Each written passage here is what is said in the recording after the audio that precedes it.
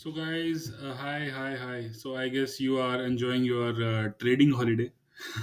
So, most of the people in Maharashtra and in Gujarat, they are enjoying their holiday as they are having their Maharashtra days and Gujarat day. So basically trading holiday है तो trading holiday जब होता है तो हमें time भी मिल जाता है and I have plan this video for today only because we have not done any analysis for the Nifty and Bank Nifty. हमने कोई एनालिसिस नहीं करा है 2 दिन से। क्यों नहीं करा है? क्योंकि मार्केट सिनेरियोज जो हैं वो बहुत काफ़ी चेंज चल रहे हैं एंड जो नेक्स्ट वीक है we we are having two very important events ahead of us. Sorry, so basically 2 important events जो रहेंगे हमारे, एक तो फेड की मीटिंग है एंड बेसिकली यूरो ज़ोन की मीटिंग है। We have 2 interest rate decisions coming up in the next week, and they are very critical for the market, and they are very, they will define the trend going ahead in the days.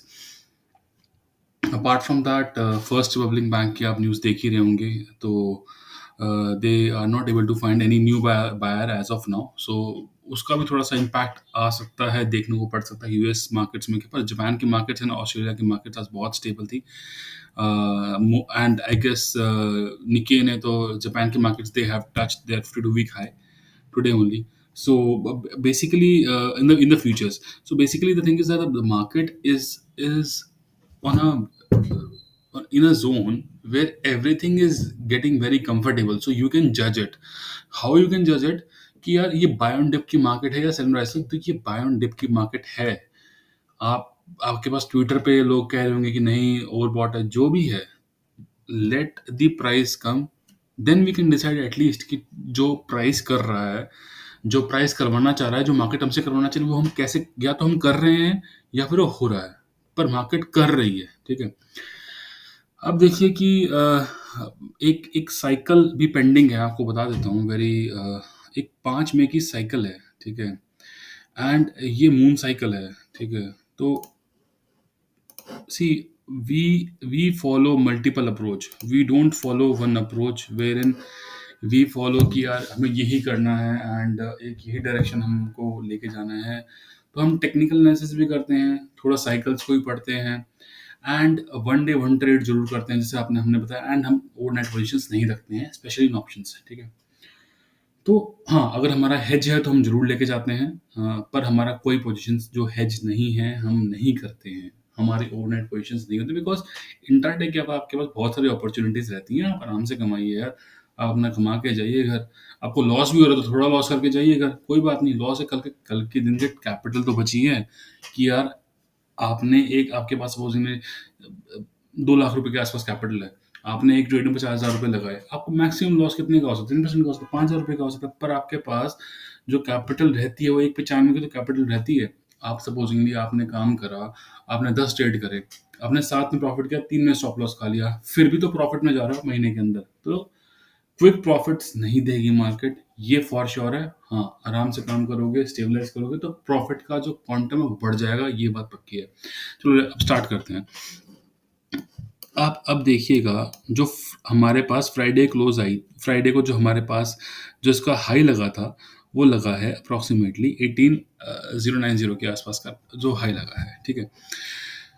अब जो ये high था, आप इसका relevance देखिए कि ये जो हाई था, ये पहले भी एक बार टेस्ट हो चुका है अप्रॉक्सीमेटली जोन्स पे। ट्रिपल टॉप यहाँ था डेली चार्ट में, फिर यहाँ पे एक इसका सपोर्ट बना, यहाँ पे ट्रिपल टॉप बना, यहाँ पे सपोर्ट बना, इस जोन में कंजेशन रहा, ठीक है। देन अगेन अगेन आप इस कैंडल को देखिएगा, यहाँ पे जो ये वाला कैंडल देखिए आप, ये भी था। तो एक लाइक प्राइस उस रेट पे पहुंचा, हमने 18,000 का लेवल क्रॉस करा, इजी ट्रेड्स बने, क्योंकि 18,000 के ऊपर जब फ्राइडे को काम काज होना शुरू हुआ तो हाँ वो चल गया था। तो मतलब we got to know that 18,050 is not in danger for sure, वो जाना ही जाना है। अब हम we were not thinking 18,100 at least, but हमें था कि 18,050 तो आना ही आना है। क्योंकि जब आप काम करने लगते हैं, रिलायंस की चाल आप देख, जब भी देखिएगा एक्सपायरी के दिन, Reliance, HDFC bank, ICICI bank, इसको और इन्फोसिस को, आप इन चारों शेयर को देखो, इसकी क्या मूवमेंट हो रही है, ठीक है। अगर आप if you get a hint of that Reliance is moving ahead, तो there is no second thought that you should not enter in the Nifty. आपको निफ्टी की बाय पोजीशंस लेनी ही है। अगर आपको लग रहा है कि like any important level is broken now and you want to trade, you just enter it and just enjoy the trade. तो ऐसे ही चलता है मार्केट में। अब now let's see where are the resistances and how we should approach the market in the going next week and Tuesday. Okay, Tuesday के लिए आप ये देखिएगा 18150 के पास 18150 के आसपास एक टारगेट्स हैं जो मुझे लग रहा है आ सकते हैं। अगर गैप अप नहीं हुआ तो फ्लैट खुलता है तो you can just take a call and be into it. Stop loss क्या रहेगा? स्टॉप लॉस आपका ये रहेगा 18032 के आसपास, 18032 के आसपास आपका स्टॉप लॉस रहेगा। आप यहाँ से आराम से बैठिए। स्टॉप देखो, स्टॉप जब आपका मार्केट ओवरबॉट है तो यार रिस्क नहीं लेना, दिक्कत थोड़ी ना है, मौके आ जाएंगे, फिर से आ जाएंगे। ठीक है, 18032 के आसपास आपने स्टॉप लॉस लगाना है एंड आराम से आपको यहाँ तक का 18150 और उसके बाद एक टारगेट बनेगा 18210 के आसपास। ठीक है, ये आप इस टारगेट्स को एंजॉय करिए, कोई दिक्कत नहीं है। ठीक है, अब बेसिकली क्या होता है कि अगर हम फ्लैट खुल के नीचे कामकाज करने लगते हैं, अब देखो नीचे कामकाज का सिंपल सा फंडा है, 18000 से पहले आपको कुछ नहीं करना है। 18032 के नीचे आया, छोड़ दीजिए, जाने दीजिए। 18000 के नीचे जैसे ही आता है आपको एक शॉर्ट कॉल लेनी है। स्टॉप लॉस क्या रहेगा? स्टॉप लॉस यही रहेगा 18032 के आसपास ही, जो हमारा यहाँ पे बेसिकली एक नीचे का था, ऊपर का भी वही रहेगा। आपने नीचे का जब काम काज करने लगेंगे 18000 के नीचे गया तो आपको अगर जो नीचे के टारगेट्स नहीं मिल रहे हैं तो स्टॉप लॉस आप यहाँ से 18032 के आसपास आप स्टॉप लॉस लगाइए, 30 पॉइंट का, 32 पॉइंट का, और काम काज करिए। पर अगर आपका एक स्टॉप लॉस लगता है तो आपको एग्जिट हो जाना है। आपको निकलना कब है? देखिए, इसका जो ये निकलना है 18880 के आसपास। अब टारगेट थोड़े से बड़े होते जाएंगे नीचे के साइड पे। देखिए, अब मैं आपको बता रहा हूँ एक, अब आपको एक एडवांटेज ही आ जाएगी। रैली हो चुकी है बड़ी, अब ऊपर के जो टारगेट्स है ना, क्योंकि आरएसआई ओवरबॉट है। देखो, आरएसआई आपका बहुत ओवरबॉट है, 5 को साइकिल चेंज हुए ट्रेंड रिवर्स हो सकता है। ठीक है, अब देखिए, इतना इसने ग्राउंड कवर करा है तो आपके पास जो ऊपर के टारगेट्स है ना, देखो आपको ना मार्केट को प्ले करने देना है। आपको ऐसे नहीं करना कि यार मार्केट चली जाएगी 9 19 चली, आने दीजिए, 18300 क्रॉस करने दीजिए, उसके बाद देख लीजिए। पर नीचे के जो टारगेट्स हैं आपके बड़े रहेंगे। अब छोटे टारगेट से प्ले मत करना। देखो, अब आपने वेट करा, बियर्स बुल्स दोनों होते हैं। अब आप अगर बेरिश ट्रेड्स लेंगे तो आप बड़ा वेट करेंगे, बुल्स का ट्रेड लेते हैं तो फिर भी मैं वही खाऊंगा, छोटे छोटे ट्रेड्स में करते हैं। क्योंकि देखो क्या रहता है ना कि जब आपकी मार्केट जाती है सब कुछ रोजी दिखता है तो बहुत अच्छा लगता है, everybody everything is going fine, the problems are out of the system, bank systems are resilient, we can't fail, सब कुछ मतलब आपको दिखता है कि सब कुछ ठीक है। But banks are given, banks के इतने अच्छे results हैं, like anything can happen. But the thing is that you have to wait for things, you have to wait for levels to come, and scenarios देखो अभी change हो रहे हैं and fade का जो डिसीजन आना है उसके बाद भी आप ट्रेड कर सकते हैं। 3 या 4 तारीख के बाद आप 5 को ट्रेड आराम से ले लीजिए, कोई दिक्कत थोड़ी ना है। आप थोड़ा सा नीचे से देखते हैं हम जरा एक बार, एक सेकंड।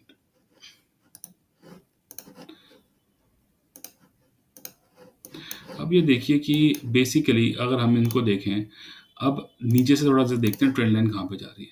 ठीक है,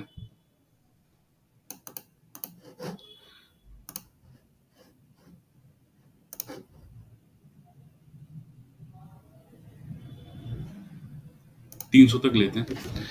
एक ये आप पैटर्न देख रहे हैं, अब इस पैटर्न को अगर आप फॉलो करेंगे, ये यहाँ से गिरा, यहाँ पे आया, फिर यहाँ पे आया, फिर यहाँ पे आया। ठीक है, जबकि इतना बड़ा है इसका, ये आप ये देखिए, इसके टॉप्स देखिए, तो 18,000, तो मतलब मैं ये कह रहा हूँ कि 18,300 से लेकर 18,200 तक अप्रोक्सीमेटली 4 से 5 रेजिस्टेंसेस बन चुके हैं। ठीक है, अब हमें जो डेली टाइम फ्रेम में इसका अगर ब्रेकडाउन मिले या फिर 18,300 का ब्रेकडाउन मिले तो हमें बड़े ट्रेड्स मिलेंगे, ये आप ध्यान रख लेना।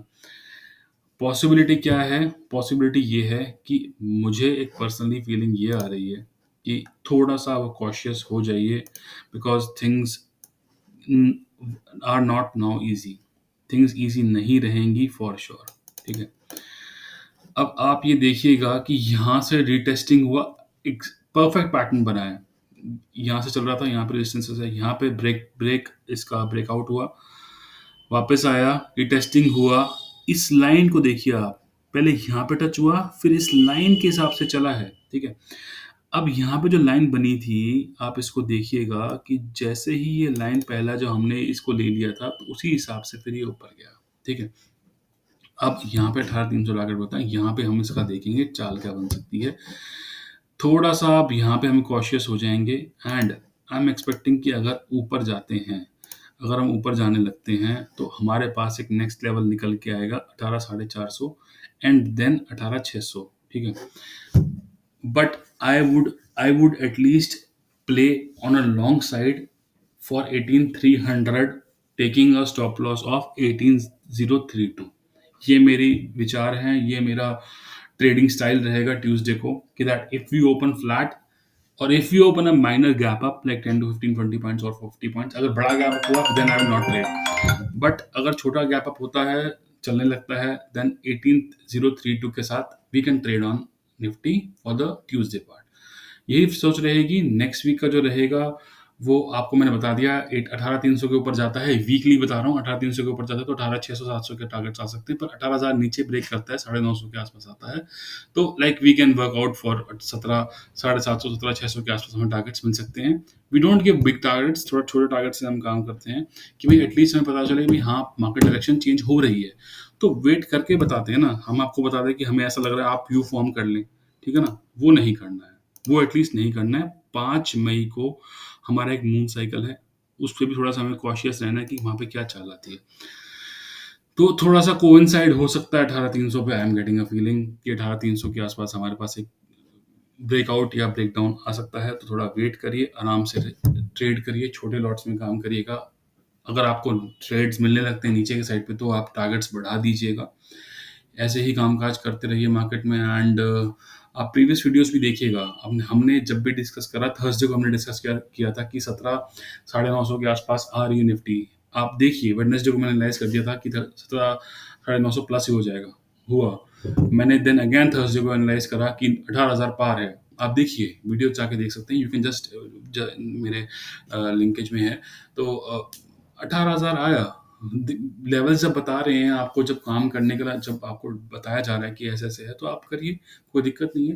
And then today also I am telling you कि अगर गैप अप होता भी है 18,032 के आसपास, स्टॉप लॉस लीजिए and then trade it.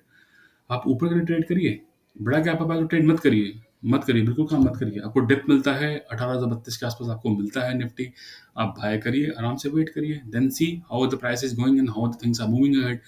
So this is the final approach which we are taking for the next week, and if we get a closure above 18,300 and all things get positive in the US markets, थोड़ा positive है, then we can again take a review 18,600 18,700 के आसपास इस month के and तक हमें मिल जाएगा, then we can take again a fresh view। हम अभी एनालाइज नहीं कर सकते कि मार्केट में वीक क्या होने वाला है, नेक्स्ट मंथ क्या होने वाला है। Let take a small step ahead, हर छोटे छोटे स्टेप्स को हम करते चलेंगे and then we can frame a view कि यार ये चल रहा है, ठीक है। आज की डेट में मुझे लग रहा है कि 18,300 के आसपास इस वीक में आ सकता है, नीचे के आसपास हमें ये लग रहा है कि अगर 18,032 18,000 के नीचे जब इंडेक्स जाने लगेगा या 17,950 के इंडेक्स जाने लगेगा, तो हम शॉर्ट ट्रेड्स लेंगे, क्यों नहीं लेंगे, आराम से लेंगे यार। अभी जल्दीबाजी क्या है, ट्यूसडे को काम। And one thing more important, again I am telling you, don't work in weekly expiries. फिर निफ्टी की एक्सपायरी में काम मत करना। अगर आपको काम करना है तो एक आधा लॉट काम कर लेना, वो भी 1:30 के बाद। हमारा एक रूल है, अगर हम करते हैं एक्सपायरी में ट्रेड, तो हम 1:30 के बाद शुरू करते हैं, कभी भी मॉर्निंग में ट्रेड नहीं लो, मत लो, लॉस का घर है वो, लॉस का घर है, मैं आपको बता रहा हूँ। अगर आपने एक्सपायरी के दिन आपने अगर मॉर्निंग में ट्रेड ले लिया, आप इतने कंफ्यूज हो गए, आपको एक एक्चुअली क्या होता है ना, प्रीमियम लोज होते हैं, प्रीमियम काफ़ी लो रहते हैं, पर आपको लगता है कि ज़्यादा क्वांटिटी ले लो यार, अच्छा इतनी ये ले लो, एवरेज आउट कर लो, ज़ीरो होएगा भैया, ज़ीरो होएगा, आपकी सोच ज़ीरो करेंगे वो। इसीलिए 1:30 से 2 बजे के बीच का टाइम बहुत क्रूशियल रहता है। उस टाइम पे आप आइए, मार्केट को देखिए, एनालाइज़ करिए। नहीं ट्रेड बनता है, मत छोड़ दीजिए यार। उस जब आप पहुँच रहे हो 2 बजे के आस-पास, उसके 5 मिनट के कैंडल का जो 2 बजे का फ्रेम है, उसमें देख लीजिए, आराम से सिंपल लाइन्स मार लीजिए। उसके नीचे जा रहा है, स्टॉप लॉस उसके नीचे वाला ले लीजिए उस कैंडल का। तो कोई भी आप कैंडल पकड़ लीजिए जो आपका, इसमें आप एक्सपर्टाइज़ हो। ऐसा कुछ नहीं है कि 2:20 की कैंडल या 2 बजे की, 2:30 बजे की कैंडल, ऐसा कुछ नहीं होता।